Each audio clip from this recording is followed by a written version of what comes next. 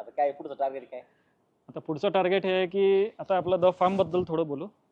मला तुमची ओळख जी आता झाली आहे, तर मी एक तेव्हा बोललो होतो की म्हणजे मी तुम्हाला द फार्म टीमलाच बोललो होतो.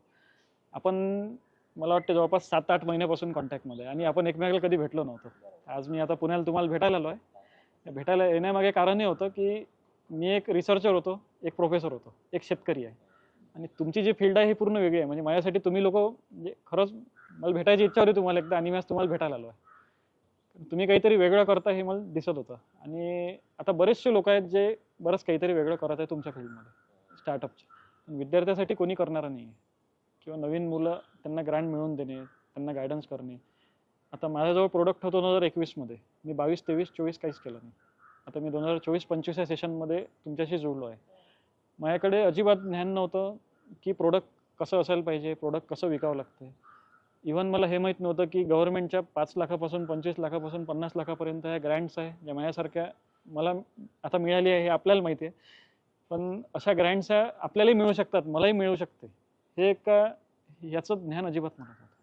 आणि आपण भेटल्यानंतर आता प्रोडक्ट सेल कसं करायचं, पॅकिंग कसं राहते, स्टॅबिलिटी कशी राहते, मार्केट काय राहते, या सगळ्या गोष्टी या ज्या नवीन आहे या मला फक्त या द फार्मला जोडल्यामुळे आता माहीत झालं. आणि हा आता इथून एक नवीन प्रवास आहे. म्हणजे मी स्वतःबद्दल प्राऊड हा फील करतो की आमच्या घरात आतापर्यंत कोणी या एंटरप्रिनरशिप म्हणून नाही आहे. शेतकरी आणि नोकरी या फॉर्मॅटमधलेच आम्ही आतापर्यंत होतो. पण एक ॲडिशनल एक नवीन हा प्रवास जो आहे, पैसे कमवण्याबद्दल नाही, पण हा एक नवीन प्रवास आपला सुरू होऊन राहिला याचा मला खरोखर आनंद आहे. आणि हा तुमच्यामुळे सुरू होत आहे आपल्या म्हणजे सगळ्यांच्या टीमवर्कमुळे.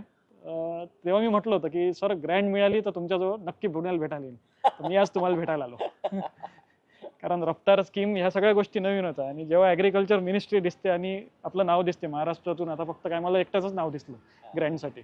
एवढ्या मोठ्या टेस्टिंग म्हणजे स्क्रीनिंग होऊन जेव्हा एक नाव येते, प्रश्न 5 लाखाचा नाही आहे, प्रश्न ऑनरचा आहे.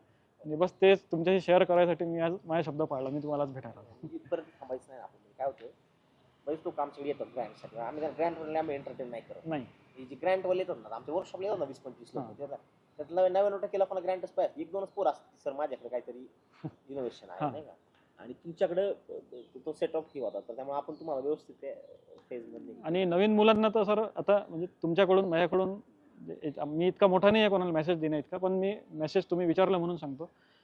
नवीन मुलांना मेसेज हाच राहील, आता जर तुमच्या संदर्भात असला तर एक म्हण आहे की बैती गंगाय हात धुलो.